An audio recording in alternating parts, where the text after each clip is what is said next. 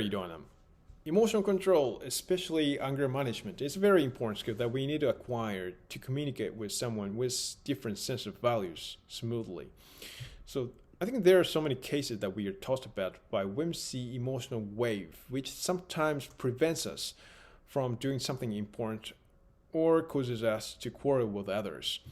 So I think anybody experiences emotional ups and downs for some reasons, and in most cases, I think it is really controllable. I think the fact that you lose emotional control in your mind means that the capacity of elements that you can't control yourself exceed the capacity of elements that you can grasp and control yourself towards something that is related to yourself, as a matter of course. So how you can increase things that you can control yourself is a key to shrink the range of your emotion from ups to downs.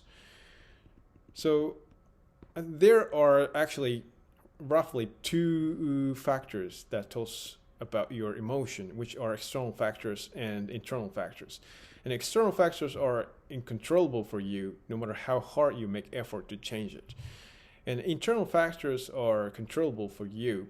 These are the things that you can take care of by yourself. But in terms of external factors, you can change and override your thoughts flexibly with a certain compromise and concession. So the factor that determines this way of thinking is mental leeway, like how much capacity remains in your heart, right? So if you don't have mental leeway in your mind, you can't flexibly change your mind and you can't make a drastic change after abandoning elements that afflict you, right? So because the more mental capacity is filled up in your mind, the more conservative you become and the more persistently you cling to the status quo, and you can't stop getting things worse and worse. So we have to maintain a mental capacity to the extent that we should remain a certain room, sufficient room in our mind, just in case we face contingency or difficulty. So the mental condition that you have mentally with that I define here is a mental condition that you can accept different opinions from different sets of values and criticism and objection with the stance that you can learn something from it, right? And you take everything optimistically and you take everything positively whenever you face serious difficulty and hardship.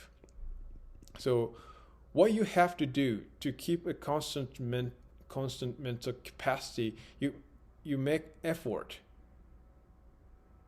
to increase the things that you can control yourself and organize things as you can easily manage and take care of it, right? So for example, if your room is terribly messed up and you don't even grasp where you put what, this condition considerably put really bad pressure on your mental condition, right? So if you have a lot of things that you can't grasp yourself in your territory, you easily get unease, right? And your consciousness is getting deprived of by your uneasiness.